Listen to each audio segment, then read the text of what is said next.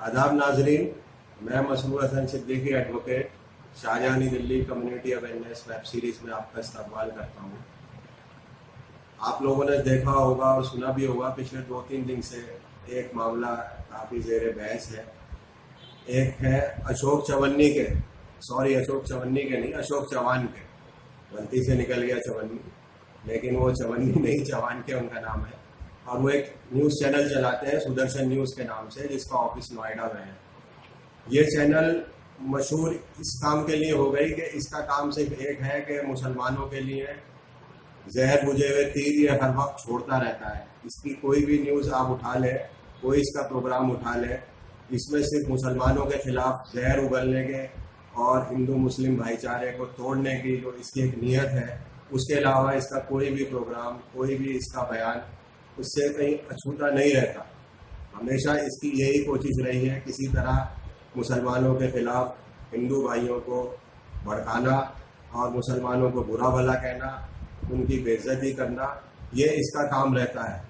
इसी सिलसिले में इसने अशोक चौहान के ने 2 दिन पहले 26 तारीख को एक ट्वीट किया, और जिसको इसकी हिम्मत ये हो गई कि इसने उस ट्वीट को प्रधानमंत्री को और साथ साथ आरएसएस को भी टैग कर दिया।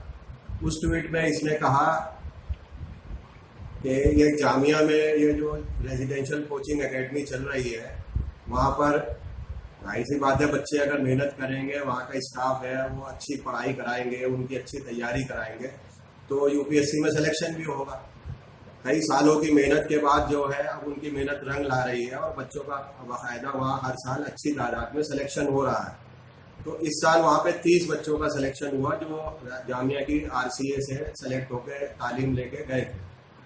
तो इसने ये कहा कि ये ऐसा क्यों हो रहा है। इससे ये अशोक चौहान के को ये बात बर्दाश्त नहीं हुई कि जामिया में इतनी अच्छी तालीम लेके मुसलमान बच्चे, और मैं आपको बता दूं जामिया में जो कोचिंग होती है वहाँ पे कोई मज़हब का भेदभाव नहीं है। उसके लिए पहले एक एंट्रेंस टेस्ट होता है, जो लोग उस एंट्रेंस टेस्ट को कामयाब हो जाते हैं उन्हीं को उस कोचिंग एकेडमी में एडमिशन मिलता है। और उसमें मज़हब की कोई तफरीक नहीं है। वहाँ पे हिंदू और मुस्लिम, सिख, ईसाई, कोई भी जो उसमें कॉम्पिटिटिव एग्जाम जो उसका एंट्रेंस टेस्ट होता है उसमें कामयाब हो जाता है, उसको वहाँ पे कोचिंग कराई जाती है। तो उसमें जो इस बार सेलेक्ट हुए, उसमें जामिया में 30 में से 16 बच्चे मुस्लिम हैं और 14 बच्चे नॉन मुस्लिम हैं। तो यहाँ कोई तफरीक नहीं है मज़हब की। और ये भी नहीं कहा जा रहा कि जामिया से जो पढ़ाया जा रहा है सिर्फ मुसलमानों को ही पढ़ाया जा रहा है और मुसलमान ही वहाँ से सेलेक्ट होकर जा रहे हैं। पढ़ाने वाले हिंदू भी हैं और मुसलमान भी हैं, और पढ़ने वाले भी हिंदू और मुसलमान हैं, कोई तफरीक नहीं है। तो अशोक चौहान के का ये जो बयान आया था, उसने कहा कि मैं 28 तारीख को, जो कल गुज़िश्ता जुमे का दिन था, और 8 बजे उसको एक प्रोग्राम करना था बिंदास बोल, और उसमें इस चीज़ का पूरा उसने खुलासा करने का कहा था। मैं खुलासा करूंगा, और उसने बल्कि इसका नाम दे दिया जामिया जिहाद, जामिया के जिहादी, यूपीएससी जिहाद, और कार्यपालिका में जो एंट्री हो रही है ये एक जिहाद हो रहा है। तो इसके लिए उसने एक प्रोग्राम करना था। तो मैं आपको ये बता दूं कि वो कितनी ये अशोक चौहान के कितनी भी कोशिश कर ले, वो अपनी कितनी भी ताकत लगा ले, अपने आका जो उसके यहाँ हिंदुस्तान में बैठे हैं या विदेशी है, मैं तो ये समझता हूँ उसको कोई ना कोई चला रहा है जो भारत की जो गंगा जमनी तहजीब है, भारत की जो एकता है, अखंडता है, उसको कोई नुकसान पहुंचाना चाह रहा है। तो उसको विदेशी ताकतें हो, चाहे अब मैं नाम नहीं ले सकता क्योंकि मेरे पास सबूत नहीं है कौन चला रहा है, लेकिन विदेशी कुछ मुल्कों की जो एजेंसीज होती है वो हमेशा कोशिश करती है कि भारत को कमज़ोर किया जाए। कोई भी मुल्क ऐसा हो जो तरक्की कर रहा हो या डेवलपिंग कंट्रीज़ की श्रेणी में आना चाह रहा हो, तो डेवलपिंग कंट्रीज जो या डेवलप्ड नेशंस है, वो ये कहीं नहीं चाहते कि कोई छोटा मुल्क या नीचे से बढ़ के कोई बड़ा मुल्क आके उनके मुकाबले में आके खड़ा हो जाए या उनके बराबरी करने लगे। तो ये विदेशी ताकतें भी इसमें हो सकती हैं और हमारी देशी ताकतें भी हैं। तो भारत जो है वो एक अमन का गहवारा रहा है। इसमें सब लोग बिला तफरीक, मजहब और मिल्लत यहाँ पे रहते चले आए हैं। आज से नहीं, सदियों से ये गवाही देता है कि यहाँ पे हर मजहब के लोग रहते आए हैं।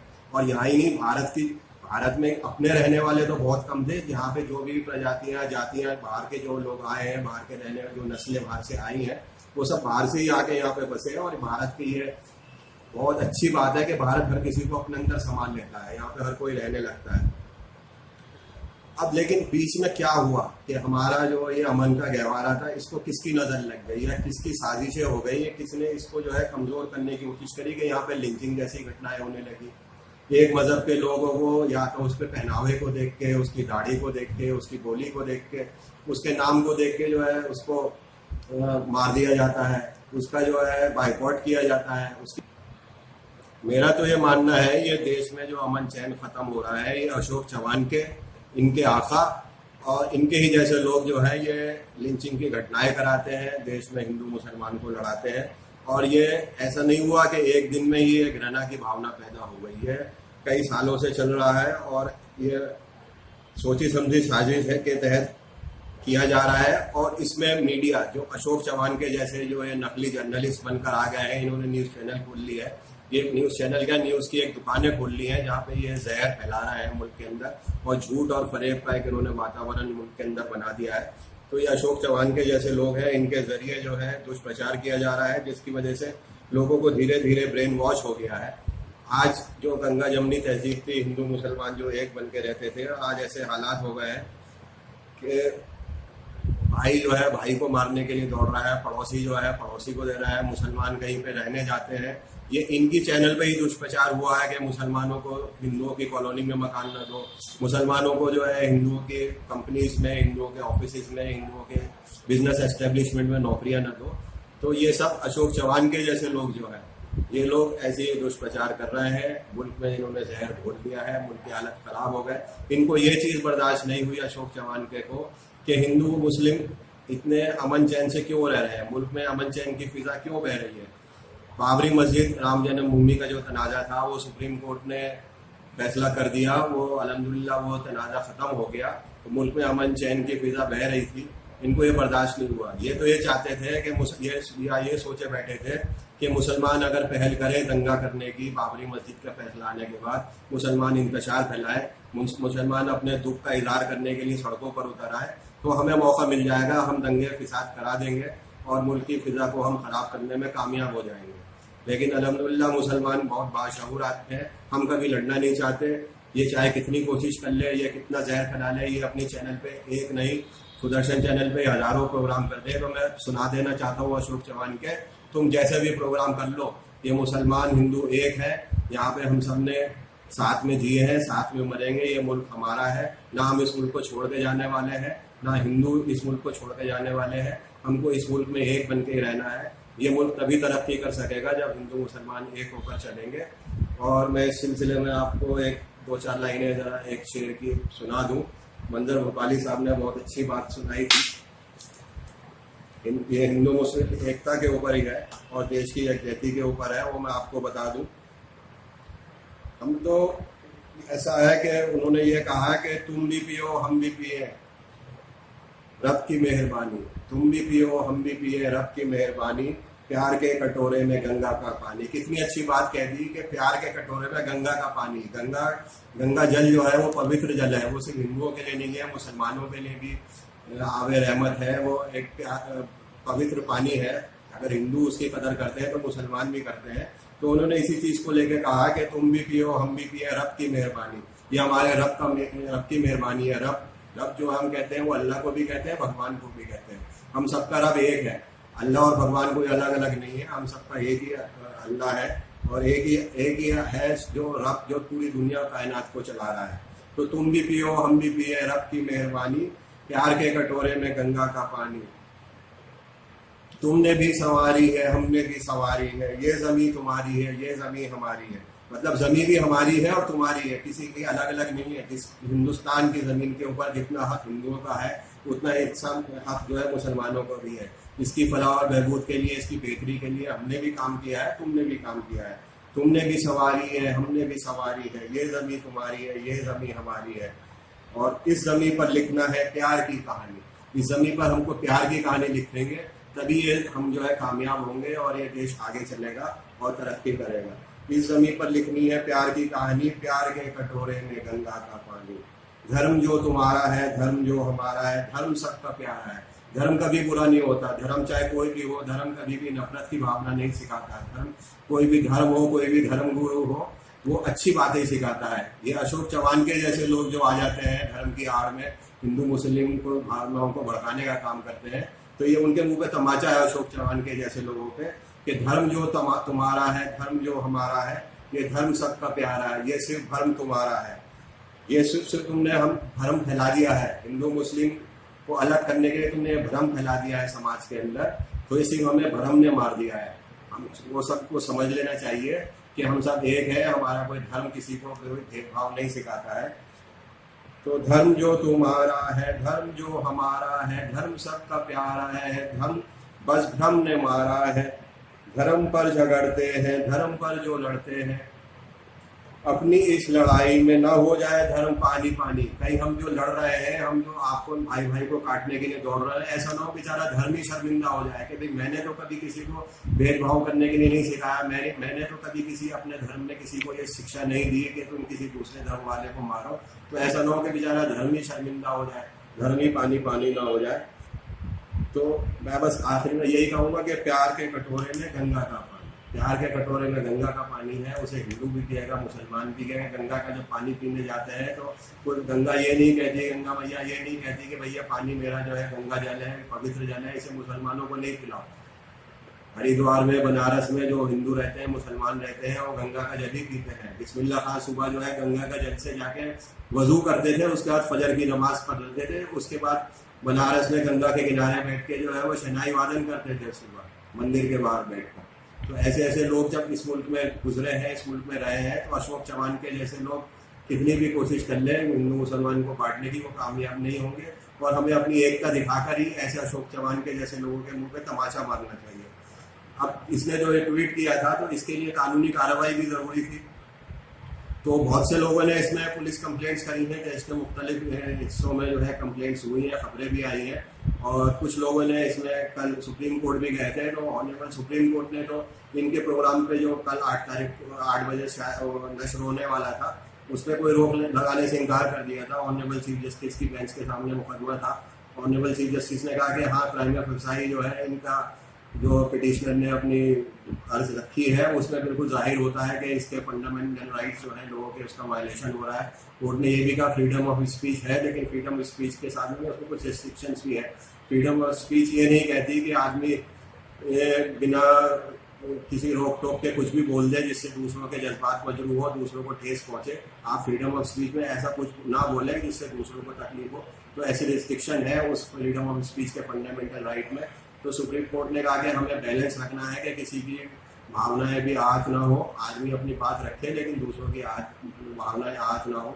तो सुप्रीम कोर्ट ने नोटिस दे दिया है न्यूज़ ब्रॉडकास्टर्स एसोसिएशन को, मिनिस्ट्री ऑफ इंफॉर्मेशन ब्रॉडकास्टिंग को, प्रेस काउंसिल ऑफ इंडिया को और इनको सुरेश चवन्नी को और आपके ये सुदर्शन टीवी को, इन सबको नोटिस दे दिया है और 15 सितंबर की डेट लगाई है। सुप्रीम कोर्ट ने कहा कि अभी जब तक प्रोग्राम नशर नहीं होता तो हम इसके ऊपर कोई रोक नहीं लगाएंगे। तो सुप्रीम कोर्ट ने तो रोक नहीं लगाई, लेकिन कुछ और जामिया के कुछ स्टूडेंट्स थे जो अब वकील हो गए हैं और माशाल्लाह वकालत कर रहे हैं, तो उन्होंने भी अपनी जिम्मेदारी को समझते हुए सुप्रीम कोर्ट हाई कोर्ट में एक पिटीशन लगाई।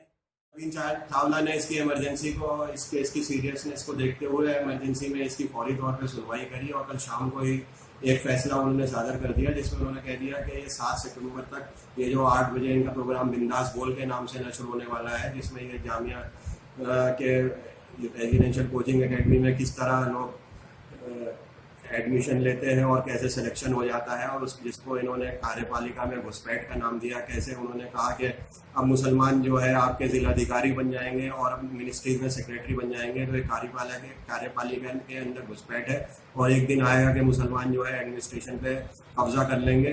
तो ये उन्होंने जो ये कहा, तो इस तरह उन्होंने एक तो यूपीएससी के ऊपर भी इल्ज़ाम लगा दिया कि आदमी प्रीलिम में एग्जाम पास करता है, फिर मेन एग्जाम पास करता है, फिर इंटरव्यू पास करता है, ये बहुत कठिन एग्जाम होता है। तो उसमें उन्होंने यूपीएससी के ऊपर भी इल्ज़ाम लगा दिया कि यूपीएससी में जो लोग बैठ रहे हैं कि वो भी जिहादी हैं और जो अब तक सेलेक्ट होकर चले गए वो सब जिहादी हैं। तो ऑनरेबल हाई कोर्ट ने उनके प्रोग्राम पर रोक लगा दी, लेकिन फिर भी उसकी ये देखिए कितना एडमेंट था, कितना वो गुस्ताख है, कितना वो अशोक चव्हाण के कानून का पालन नहीं करता। वो कॉन्स्टिट्यूशन को भी उसने एक साइड में कर दिया है, वो अपने आकाओं की बात मानता है, सिर्फ उनके कहने पे उसने जो भी प्रोग्राम करना होता है उसने करा। उसने कल 8 बजे प्रोग्राम फिर भी करा और उसका नाम बिंदास बोल ही रखा, और बिंदास बोल में बार बार ये कहता रहा कि मुझे जो खुलासा करना था जामिया से मुतालिक और ये कार्यपालिका में घुसपैठ और जिहाद के मुतालिक, ये प्रोग्राम में नहीं कर रहा हूँ। लेकिन डायरेक्टली और इनडायरेक्टली उस प्रोग्राम में उसने जो भी बोला उसका ताल्लुक उसी चीज, उसका कंटेंट वही था, उसका ताल्लुक उसी चीज से था जो प्रोग्राम उसको करना था। तो इसको जो है बिल्कुल पूरी तरह कोर्ट की कंटेंट माना जाना चाहिए। जो उसने पहला किया है कॉन्स्टिट्यूशन का जो वायलेशन किया है और लोगों को जो भड़काने का काम किया है, जिसमें हमने कंप्लेंट करी है डीसीपी सेंट्रल डिस्ट्रिक्ट को, संजय भाटिया साहब डीसीपी सेंट्रल डिस्ट्रिक्ट है, उनके दफ्तर में हमने कंप्लेंट पहुंचा दी। वो कल थे नहीं ऑफिस में तो उनसे मुलाकात नहीं हो सकी, तो उनके ऑफिस में हमने कंप्लेंट अपनी दर्ज करा दी है। इसी तरह हमने दिल्ली माइनॉरिटी कमीशन में भी कंप्लेंट तैयार कर ली है उसके लिए। तो ये मैं बता दूं, सेक्शन 153A 153B और आपका 505 504 आईपीसी इसका कड़ा वायलेशन है, जिसके तहत उसको काफ़ी सजा होनी चाहिए। हिंदू मुस्लिम भाईचारा को उसने नुकसान पहुंचाने की है, कम्युनल हेट्रेड फैलाने की कोशिश करी है, मुल्क में जो है दंगे कराने की, इससे जो है उससे खदशा पैदा हो जाता है, अमन व अमान खराब होने का खदशा हो जाता है। साथ में ही सेक्शन 295 और 154 सीआरपीसी का भी पूरा उल्लंघन है, जिसके तहत उसको सजा होनी चाहिए। और हम तो यही चाहेंगे कि इस चीज़ का फौरन जो हमने कंप्लेंट दी है और मुल्क के मुख्तलिफ जगहों पर भी कंप्लेंट हुई है, इसमें फ़ौरन FIR दर्ज होनी चाहिए और इसके ऊपर मुकदमा दर्ज करके और इसका पूरी तरह कार्रवाई करके इसको जेल की सलाखों के पीछे भेजना चाहिए।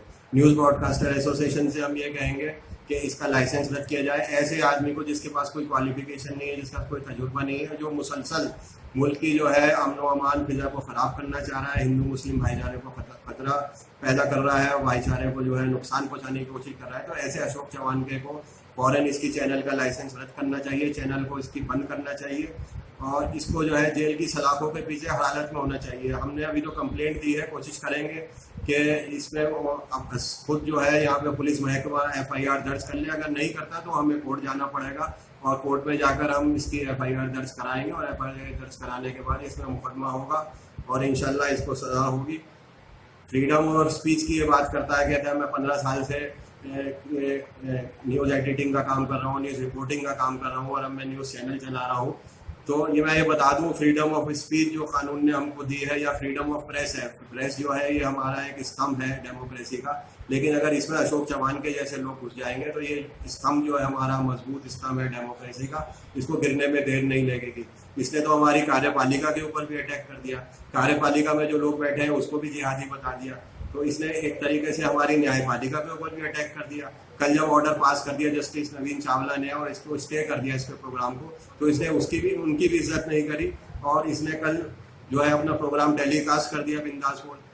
कोर्ट के फैसले में साफ लिखा है कि बिंदास बोल नाम का प्रोग्राम जो है आप टेलीकास्ट नहीं करोगे, लेकिन इसने जो प्रोग्राम किया है उसमें बिल्कुल पीछे साफ बिंदास बोल ही लिखा हुआ था। इसने बिंदास बोल में ही स्वागत किया लोगों का, तो इसको किसी चीज़ की पासदारी नहीं है। इसको पूरी तरह मुल्क से जो है सज़ा मिलने, कोर्ट से इसको सज़ा मिलनी चाहिए और मैं गवर्नमेंट ऑफ इंडिया से भी गुजारिश करूँगा, मिनिस्ट्री ऑफ इंफॉर्मेशन ब्रॉडकास्टिंग से करूँगा कि इसके ऊपर फ़ौरन कार्रवाई करें और इसकी चैनल को फिल वक्त जब तक इसके ऊपर कोर्ट का फैसला अगर नहीं आ जाता, लेकिन ब्रॉडकास्टर एसोसिएशन इसके ऊपर कार्रवाई कर सकती है। जैसा कल उन्होंने हाई कोर्ट में भी कहा कि हमने इसके खिलाफ बहुत कंप्लेंट्स आई हुई है और हमने इसको नोटिस दिया हुआ है, तो इसका नोटिस का जैसे ही जवाब आए इसके ऊपर कार्रवाई करें और इसकी चैनल को फ़ौरन बंद कर दिया जाए।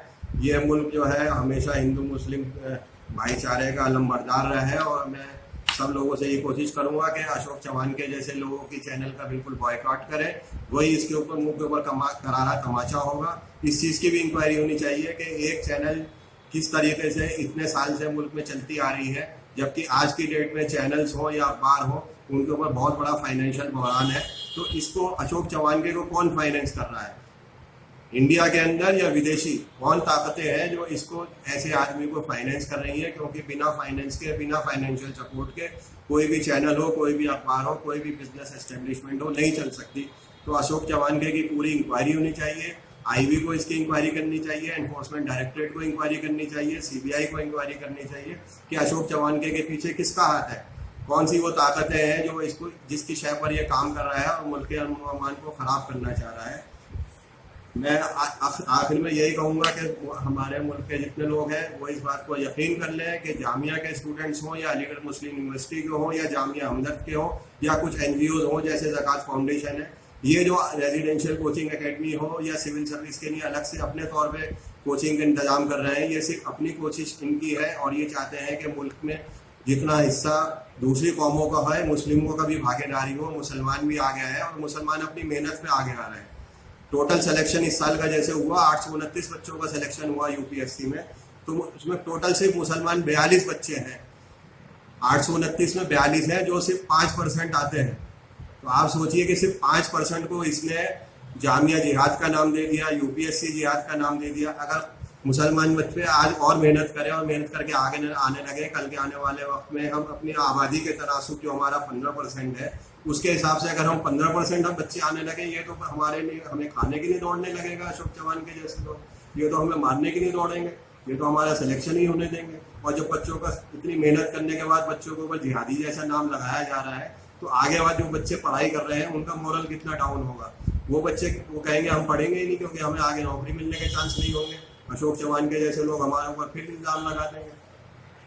तो इसलिए जो लोग अशोक चौहान के को सुनते हैं या उसे सीरियसली लेते हैं या उसमें उसकी बातों पर यकीन रखते हैं, मैं उन लोगों को भी बता देना चाहता हूँ कि मुल्क का जो मुसलमान है वो सिर्फ अपनी मेहनत पे पढ़ लिख के और अपनी लगन से आज जिस मुकाम पे पहुँच रहा है, तो उसकी आप प्रशंसा कीजिए, उसके उसके ऊपर नुक्ताचीनी ना करिए, उसके ऊपर इल्ज़ाम ना लगाइए और उसकी हौसला अफजाई करिए।